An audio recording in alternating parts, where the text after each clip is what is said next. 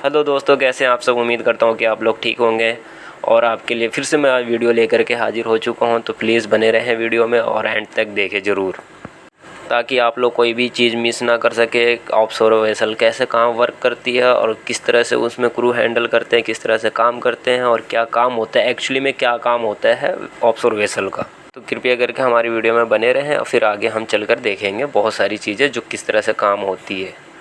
और मेरे चैनल पे अगर न्यू आए हैं तो चैनल को सब्सक्राइब कर ले, बेल आइकन दबा दे। और अगर कुछ भी आपको मिस्टेक लगे या कुछ सुधार करने की मुझे ज़रूरत है तो ज़रूर कमेंट में बताएं और उसके ऊपर मैं काम करूँगा और उसको सुधार करूँगा, क्योंकि ये मेरा तीसरा वीडियो है। और जो हम पहले वीडियो में जो बात किए थे टैंकर का, उसी टैंकर का हमारे पास कार्गो आया। उस कार्गो को लेके जाना है और वहाँ पे ड्रॉप करके और वहाँ से सुपरिटेंडेंट को लेकर के आना है। तो जो बेसिक काम है वो हमारा यही काम होता है ऑफशोर में।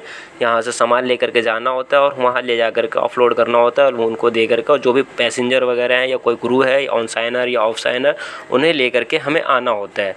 हम लोग उनको वहाँ से पिक करके ला करके फिर हम लोग स्पॉट पे लाते हैं। फिर ला करके फिर हमारी जो जट्टी है जहाँ पे ड्रॉपिंग पॉइंट है वहाँ पे जाते हैं। वहाँ पे जाने के बाद हम उनको ड्रॉप कर देते हैं। फिर उनको छोड़ करके फिर हम रिटर्न आ जाते हैं अपनी जगह पे जा करके। फिर हम खड़े हो जाते हैं जहाँ पे हमारी पॉइंट है खड़ा करने का, वहाँ पे जा करके रोप लगा करके हम खड़े हो जाते हैं। उसके बाद फिर हम इंतज़ार करते हैं नेक्स्ट ट्रिप आने का। और जब नेक्स्ट ट्रिप आता है तो हम इसी तरह से, जैसे आप देख रहे हैं अभी, इसी तरह से हम सामान लोड करते हैं। लोड करके फिर जहाँ के हमारी मंजिल होती है वहाँ के लिए हम निकल जाते हैं। जैसे अभी निकल चुके हैं हम लोग। तो अभी ये सामान लेकर के जा रहे हैं हम। रास्ते में अभी बहुत सारी चीज़ें कवर करेंगे, जो कि बहुत सारी बोट हैं, छोटी छोटी बोट हैं, जो छोटी छोटी सप्लाई वेसल है और टैंकर भी है। और जो हमारी मंजिल है वो टैंकर के पास है और हमें टैंकर पे जाना है। और शायद अभी यहाँ पे नज़र भी आएगी टैंकर, जो सामने बड़ा सा एक नज़र आ रही है, वहाँ पे वो उसी टैंकर पे हमें जाना है।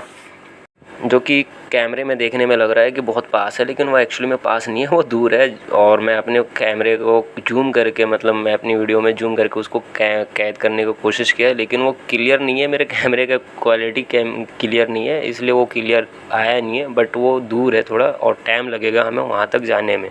जब तक मैंने सोचा कि कुछ और कैमरे में कैद किया जाए। जो सामने एक नज़र आ रही है छोटी सी बोट, वो बोट नहीं है, वो सप्लाई वेसल है जो एंकर गिरा करके वो झूला झूल रही है, लेकिन कैमरे में क्लियर नहीं आ रही है, जो कि कैमरे की क्वालिटी ठीक नहीं है। तो माफ़ करना, क्लियर नहीं दिखा पा रहा हूँ, लेकिन बस उसके थोड़ी क्लोज़ तो जाएंगे ज़रूर। तो जब क्लोज़ जाएंगे तो हम दिखाएंगे आपको। और ये मेरी वेसल के सामने से नज़र आ रही है टैंकर, हमारी मंजिल करीब नज़र आ रही है। तो और इसी तरह से हम चलते जाएंगे। और उसके बाद मैंने सोचा कि अपने डेक पे जो कार्गो रखी है उस कार्गो को कवर किया जाए। तो आगे चले तो हमने कार्गो पे नज़र डाला तो ये राइट साइड में दिख रहा है, ये कॉटन है। कॉटन, उसके बाद फिर इंजन के स्पेयर पार्ट्स है, जो कि एक कॉटन काम उसमें आता है, जो कपड़ा टाइप का। तो जो वेस्टेज कपड़ा होता है वो कपड़ा को कॉटन कहते हैं। उसके बाद फिर रोप भी रखा हुआ था। कॉटन एक्चुअली में काम आता है हमारे इंजन रूम में। इंजन रूम का जब काम होता है, ऑयल वगैरह और लूब ऑयल वगैरह ये सारी क्लीन करने का काम आता है, ज़्यादातर पोंछने ओछने का काम आता है कॉटन, जो कि कपड़े का टुकड़ा होता है वो। उसके बाद प्यारा सा व्यू कवर करने की कोशिश किया। जो हमारा प्रोपेलर है जिसके वजह से हमारी जहाज़ चल रही है पानी में, उसका प्रेशर की वजह से, फोर्स की वजह से वो ये वेब दिख रहा है। और इसके बाद मैं सोचा कि सामने से देखा, पीछे से मैं अपने वेसल को सामने का दिखाऊँ। जो हमारे वेसल का स्ट्रक्चर है, ये हमारा डेक था और ये हमारा ब्रिज है। और सामने में जो दिख रहा है विंडो ग्लास का, वो है हमारा एंट्री, पैसेंजर एरिया का एंट्री है। और फिर वहाँ से हम लोग नीचे अकोमोडेशन में जाते हैं। फिर वहीं से इंजन रूम भी है। फिर मुझे लेफ़्ट साइड में वो वेसल नज़र आए जो मैं पहले दिखा चुका हूँ वीडियो में। और वो एंकर ड्रॉप करके फिर वहाँ पे खड़ी है। और वो खड़ी कम है, ज़्यादा डांस ज़्यादा कर रही है, क्योंकि वो ऑफलोडेड वेसल है, उस पर कोई कार्गो है ही नहीं। तो इसके वजह से वो खाली है, जिसके वजह से वो वेसल खाली होने की वजह से कुछ ज़्यादा वो हिल रही है और ब्रेक डांस कर रही है। और हमारी वेसल फुल रफ्तार में जा रही है, क्योंकि हमें मंजिल करीब नज़र आ रही है। तो हमें जाना है वहाँ पे, कार्गो ऑफलोड करना है। कार्गो ऑफलोड करने के बाद सुपरिटेंडेंट को पिक करना है। पिक करने के बाद हमें वापस आना है। तो टाइम ज़्यादा हो चुका है और फुल स्पीड में जा रही है। और हमारी बोट से काफ़ी दूर है ये टैंकर वेसल, जो कि इस टैंकर वेसल पे हमारा ये चौथा राउंड है। और सुपरिटेंडेंट को पिक करके आना है, जो कि इस टैंकर के बारे में हम लोग ऑलरेडी पहले वीडियो में बात कर चुके हैं। बाद मेरा वेसल और थोड़ा करीब गया तो मैंने सोचा कि उस डीपी वेसल को क्लियरली दिखाने की कोशिश किया, जो कि कवर नहीं हो पाया। उसके बाद फिर मैं वेसल के डेक साइड में मुड़ा तो नज़र आया कि इंजन से धुआं निकल रहा है। वो इसलिए निकल रहा है क्योंकि कैप्टन और जल्दी पहुंचने की कोशिश के चक्कर में स्पीड बढ़ा चुका है, इसलिए वो धुआं निकल रहा है। और फिर हम आगे बढ़ते जा रहे हैं धीरे धीरे। हमारे वेसल पे कैप्टन एक है, चीफ इंजीनियर एक है। तो कैप्टन को लग रही होगी भूख, क्योंकि टाइम हो चुका है 12:30 और इंडोनेशियन के जितने भी बंदे होते हैं वो 11:30 और 12 के बीच में खाना खा चुके होते हैं, जो कि अभी बज चुका है 12:30। तो कैप्टन को लग रहा होगा भूख, इसलिए वो जल्दी जाने की कोशिश कर रहा है। फिर वो हमें फिर नज़र आया वो छोटी बोट जो हमने जूम करके पहले कवर किया था, तो इसके करीब से हम लोग जा रहे हैं। तो ये भी खाली बोट है, बिल्कुल खाली हो चुका है और हमारी मंजिल करीब नज़र आ रही है। ये बड़ी हुई टैंकर है जहाँ हमें जाना है। फिर चलते हुए हम और कवर करते जा रहे हैं, जैसे जैसे करीब आ रहे हैं वैसे वैसे और खुशी बढ़ती जा रही है कि जल्दी जाना है, जल्दी ड्रॉप करके जल्दी फिर वापस जाना है हमें। और ये वेसल है जो कि बहुत दिनों से शायद खड़ी है और बिल्कुल खाली वेसल है। फिर हमारे पीछे एक और वेसल नज़र आई और ये वेसल को और करीब से देखेंगे और जूम करके थोड़ा देखेंगे तो नज़र आता है कि इस वेसल में कुछ भी नहीं है और बिल्कुल खाली है और इसमें बस बंदे हैं और खाने पीने के सामान होगा। इसमें मुझे नहीं लगता है कि फ्रेश वाटर भी होगा या फील होगा, लेकिन इतनी चीज़ें हैं कि जिससे सरवाइव कर सकते हैं बंदे। उसके बाद हम और इसको कवर करने की कोशिश कर रहे थे, लेकिन इतने में मुझे नज़र आया एक और वेसल जो कि सेम वैसी वेसल है, सेम वैसे ही छोटी बोट है जो वहाँ पे एंकर डाल करके खड़ी है। उसके बाद फिर एक और वेसल नज़र आया जो कि सेम वैसी वो भी है, लेकिन ये और वेसलों से थोड़ा ठीक है, थोड़ा बड़ा है। तो इसमें मुझे लगता है कि ये जब इसकी ट्रिप आएगी तो ये निकलेगी यहाँ से, ये फिर यहाँ से एंकर उठाएगी, ये एंकर उठाएगी। एंकर उठाने के बाद ये फिर जट्टी जाएगी, आई मीन पोर्ट पे जाएगी। पोर्ट पे जाने के बाद ये फिर अपनी जो भी है अपनी खुद के प्रोविज़न, अपना फ्यूल और फ्रेश वाटर, अपनी जो भी है सारी चीज़ें लेगी और उसके बाद जो भी कार्गो लोड करेगी। कार्गो लोड करने के बाद वो अपनी मंजिल की तरफ निकल जाएगी। लेकिन फ़िलहाल अभी ऐसा कोई ट्रिप है नहीं इनकी शायद, इसके वजह से ये एंकर ड्रॉप करके यहाँ पे खड़े हैं। जैसे जैसे हम आगे बढ़ रहे हैं वैसे वैसे इसको और क्लोज से मैं कवर करने की कोशिश कर रहा हूँ, लेकिन हमारे फ़ोन का कुछ कैमरा क्वालिटी ठीक नहीं है जिसके वजह से पूरा क्लियर नहीं कवर हो पा रहा है, लेकिन जितना भी हुआ ठीक है। आगे उसके बाद फिर हम चलते हैं तो आगे देखें हमारे टैंकर और करीब आ गया, जहाँ पे हमें जाना है हम उसके और करीब आ गए। तो हमारी बस यही चाह थी कि जितना जल्दी हो सके हम उस टैंकर के करीब पहुँचे और हम अपना सामान अपलोड करें। उसके बाद फिर धीरे धीरे हम बढ़ ही रहे थे, कैप्टन और जल्दी पहुँचने की कोशिश में और स्पीड बढ़ा दिया।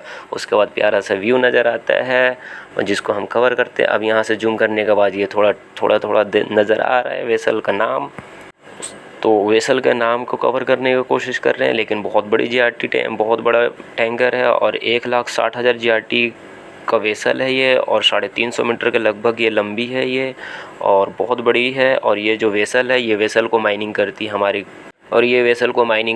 वी ग्रुप, और इंडिया में वी शिप के नाम से जो ऑफिस है वो माइनिंग करती है, जो कि इसमें जाना पॉसिबल नहीं है क्योंकि बड़ी एक्सपीरियंस चाहिए और बड़े वेसल के साथ साथ काफ़ी एक्सपीरियंस चाहिए और काफ़ी नॉलेज चाहिए, जो कि अभी मेरे पास है नहीं। और जिसके पास है वो इसमें ट्राई कर सकते हैं और जा सकते हैं। पहले ये वेसल किसी और कंपनी के अंडर में वर्क कर रही थी, लेकिन अब ये वी ग्रुप के अंदर में आ चुकी है। तो अब इसे माइनिंग करती है वी शिप, और जो कि इंडिया में अगर ट्राई है कोई तो इंडिया के बंदा कोई ट्राई करना चाहता है तो वी शिप में जा सकता है, जो कि इसका ऑफिस है अंधेरी में।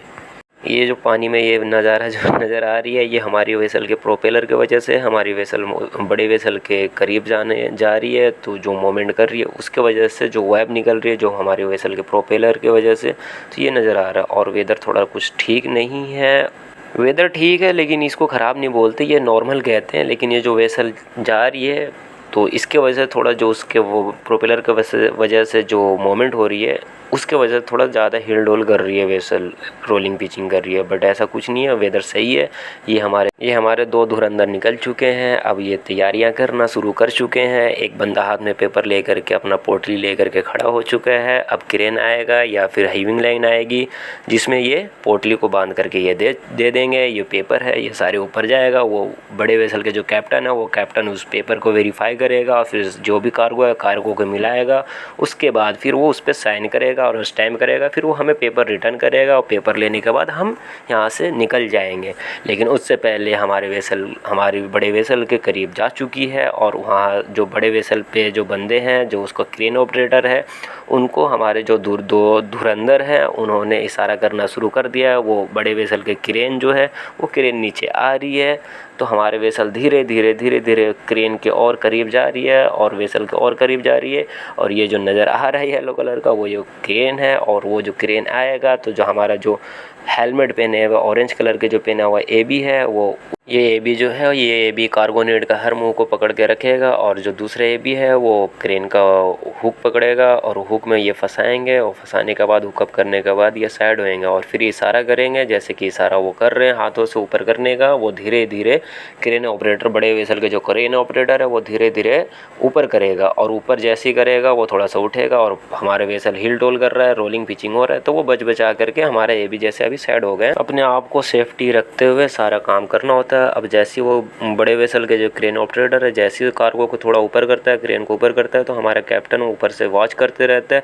जैसे वो ऊपर करता है कार्गो को, वैसे हमारे कैप्टन वेसल को हटा देता है। इससे हमें ये फ़ायदा होता है कि अगर इनकेस अगर वेसल वहाँ पे खड़ी रहती है और अगर ये कार्गो जिस तरह से ऊपर जा रही है, अगर वो कार्गो टूट के गिरेगा और अगर हमारा कोई क्रू मेंबर वहाँ पे खड़ा रहता है, तो अगर गलती से अगर उस क्रू मेंबर पे गिरेगा तो बड़ा नुकसान हो सकता है, जैसे कि पैर टूट सकता है, हाथ टूट सकता है, बड़ा चोट आ सकता है, बड़ी चोट लग सकती है, या फिर जान भी जा सकता है। तो बहुत सारी चीज़ें हैं जो कि सेफ्टी में रखते हुए, उस चीज़ को ध्यान में रखते हुए कैप्टन भी और क्रू भी वहाँ पे काम करते हैं। अभी जैसे कि ये कार्गो आइटम है, अब कार्गो में कुछ प्रॉब्लम हुई होगी या फिर कोई चीज़ टूट गया होगा तो पानी में ना गिरे, तो इसके लिए ये इस चीज़ का भी ध्यान में रखते हैं कि जिस तरह से कार्गो हम लोड करते हैं उसी तरह से हम लोग बड़े वेसल पे अपलोड करें। अब वो क्रेन आएगी और थोड़ा वेदर ठीक नहीं है तो कोई आइटम होगा जो छोटी आइटम होगी तो कोई गिर ना जाए वो आइटम, इसके लिए वो कुछ ना कुछ कर रहे होंगे, या फिर बांध रहे होंगे, या फिर उसको टेप्स मार करके उसको चिपका रहे होंगे। जो रैपिंग किया हुआ रैपिंग से बाहर निकल चुका होगा, इसके लिए वो फिर से टेप मार करके और रैपिंग के साथ टेप मार देंगे ताकि वो एक सपोर्ट बना रहे, और जिस तरह से हम लोगों ने लोड किया था उसी तरह से हम लोग बड़े वेसल पे अपलोड कर सकें। तो उसी में दोनों धुरंधर लगे हुए हैं। तो कभी कभी ऐसा होता है कि कार्गोनेट हमारी जितनी है उतनी ही है, कभी कभी पूरा आ जाता है, कभी कभी ऐसा होता है कि कुछ आइटम ऐसा होता है जो बड़े आइटम नीचे रख दिया जाता है, बाकी जो ऊपर के जो पोजीशन होता है ऊपर में जो रखा जाता है वो छोटे आइटम होता है। लेकिन कभी कभी ऐसा होता है कि जो रैपिंग करते हैं वो छोटे आइटम पे, तो वो कभी कभी गलती से वो नीचे कर देते हैं, लेकिन ऊपर में पूरा प्रॉपर तरीके से करते हैं, जिसके वजह से लोडिंग करते वक्त या ऑफलोडिंग करते वक्त हमें डर होता है। लोडिंग करने में तो कोई दिक्कत नहीं है, वो किसी तरह से लोडिंग हो जाता है, लेकिन ऑफलोडिंग करते वक्त हमें डर होता है कि कहीं पानी में ना गिर न जाए। अगर वो पानी में गिरता है तो वो सामान रिटर्न नहीं मिल पाएगा, नहीं उसको हम कवर कर सकते हैं, रिकवर कर सकते हैं। तो और वो जो सामान है उस सामान के लिए फिर से हमें जाने पड़ेगा पोर्ट, फिर वहाँ से उसको ले करके फिर कंपनी के ओनर वो फिर से देगा, फिर उसको ले करके फिर हमें यहाँ आने पड़ेगा, जो कि बहुत टाइम जाता है, बहुत एक्सपेंसिव पड़ता है। जो एक बोट आती है यहाँ पे तो उसके लिए बहुत पैसे खर्च करने पड़ता है कंपनी को, तो जाकर के सामान एक वेसल तक पहुंच पाता है। तो इस चीज़ को हमारी कंपनी एक्सेप्ट नहीं कर सकती है, क्योंकि हमें रखा ही इसलिए गया है कि हम सामान को कार्गो को प्रॉपरली जिस तरह से हम लोडिंग करते हैं उसी तरह से हम डिलीवर भी करें और ऑफलोड भी करें। जो वेसल है वेसल तक हम पहुंचाएं। वेसल पे जाने के बाद क्या होगा नहीं होगा, क्या है नहीं है, वो उनकी हेडेक है। हमारा जो काम है, हम यहाँ जहाँ जट्टी से हम लोग लोड करते हैं, पोर्ट से लोड करते हैं, उसके बाद हम वेसल तक ड्रॉप करते हैं, जो कि वेसल का जैसे कि अभी आप देख रहे हैं जिस तरह से हम लोग लोडिंग किया उसी तरह से प्रॉपरली हम अपलोड कर रहे हैं। अब हमारे वेसल के पास फिर से क्रेन आ चुका है, हमारे वेसल फिर से वो क्रेन के पास जा चुकी है, और फिर से ये दोनों धुरंधर फंसाएंगे और हुकअप करेंगे। हुकअप करने के बाद इशारा करने के बाद देखे धीरे धीरे बड़े वेसल के क्रेन ऑपरेटर वो क्रेन को ऊपर करेगा, और जैसे वो ऊपर करेगा वेसल हम लोगों का जो वेसल है वो आगे पीछे को हटेगी, और जैसे ही वो ऊपर हुआ थोड़ा सा क्रेन ऑपरेटर ने ऊपर किया वैसे ही हमारे वेसल वहाँ से हट गया। अब वो धीरे स्लोली सेफ्टी के साथ वो अपना कार्गो को ऊपर लेंगे, उसके बाद वो खाली करेंगे। खाली करने के बाद कार्गोनेट हमें रिटर्न करेंगे, और हमारे जो दोनों धुरंधर है बहुत बाहर में बहुत तेज़ के धूप है, वो कार्गो हुकअप करते हैं। हुकअप करने के बाद अपने छाँव में आकर के बैठ जाते हैं, क्योंकि बहुत तेज़ धूप है।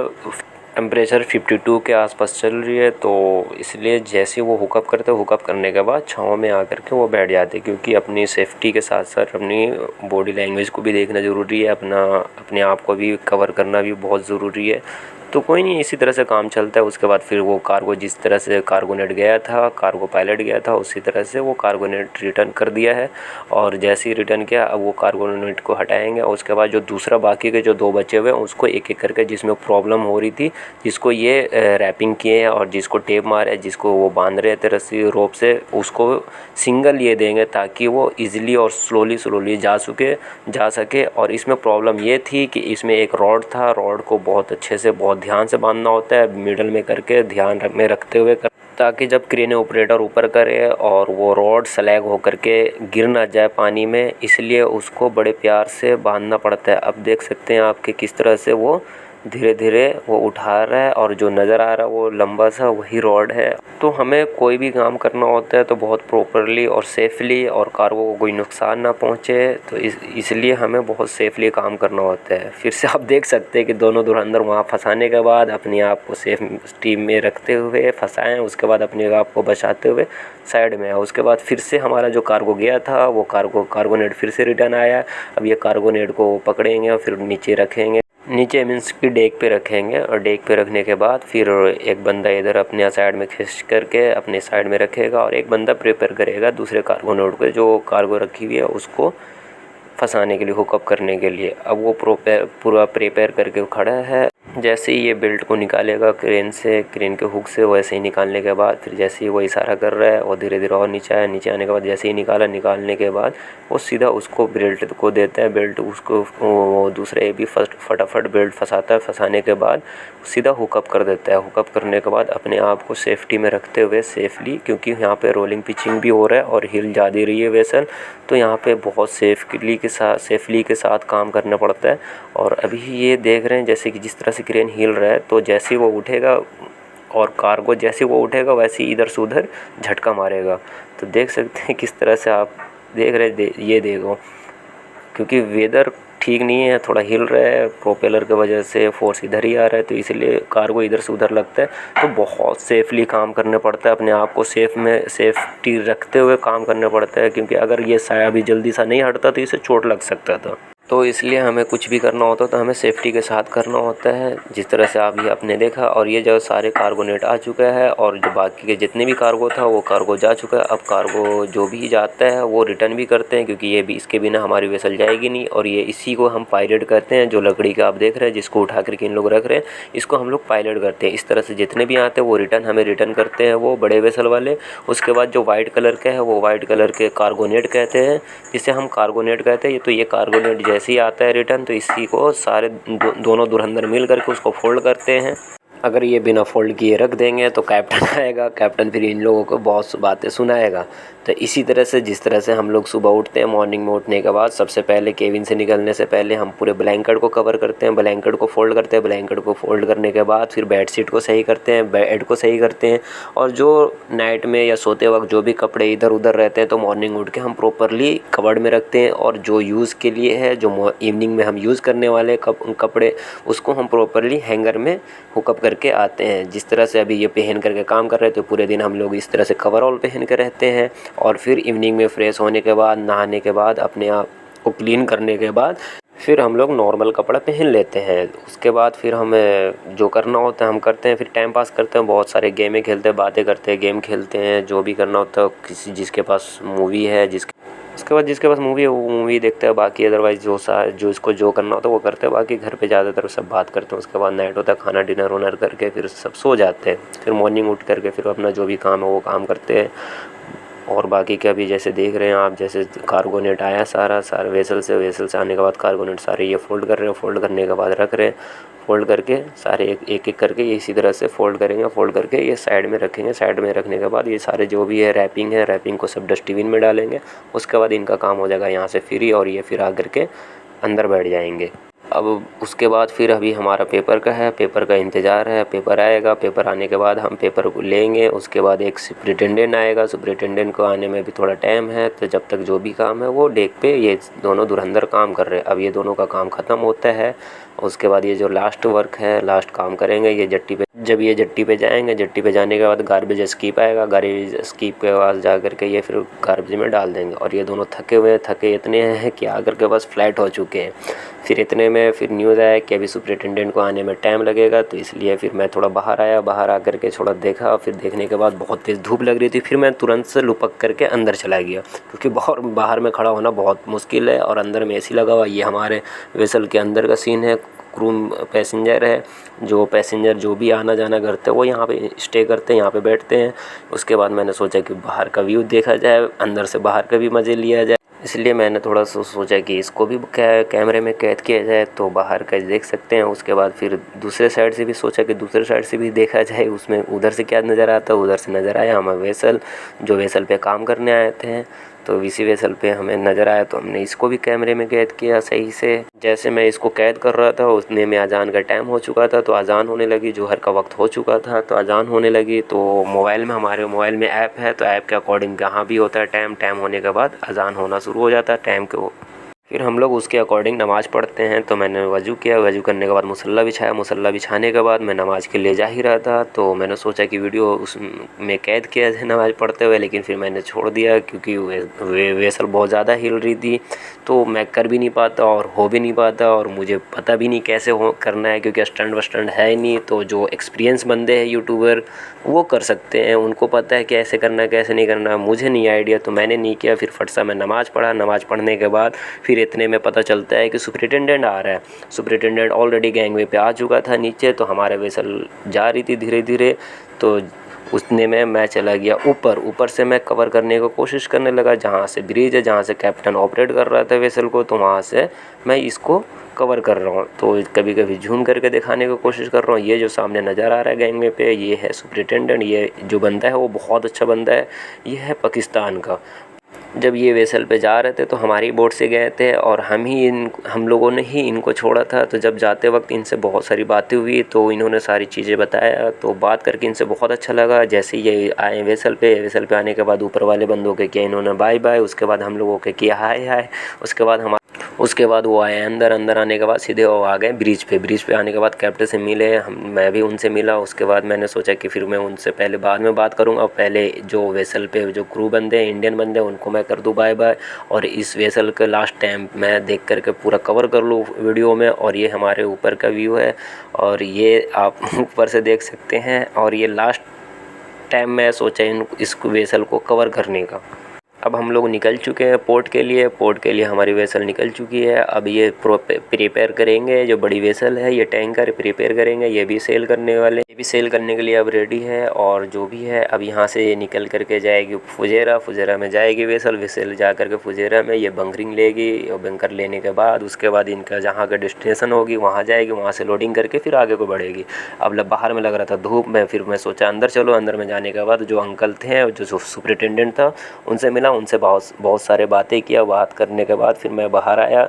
बाहर आने के बाद मुझे नज़र आया ये एक याच है, याच पूरे फुल स्पीड में जा रही थी, और एकदम फुल स्पीड में और चीर फाड़ करते हुए जा रही थी। तो मैं ब्रिज में था, ब्रिज से मैंने सोचा कि फिर इसको कवर किया जाए। और कवर करने के बाद फिर जूम करने के बाद कुछ ज़्यादा ही फट गया, उसमें क्लियर कुछ दिख नहीं रहा है।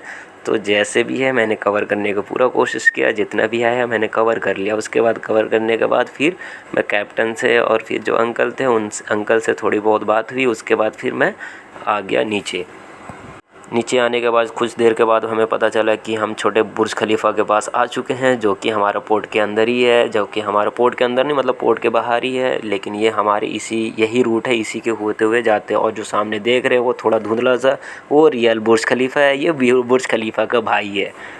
अगर आप लोगों ने यहाँ तक देखा है तो उसके लिए बहुत बहुत शुक्रिया, बहुत बहुत धन्यवाद। अब आप लोग से मैं लेता हूँ विदा, मिलते हैं अब नेक्स्ट वीडियो में।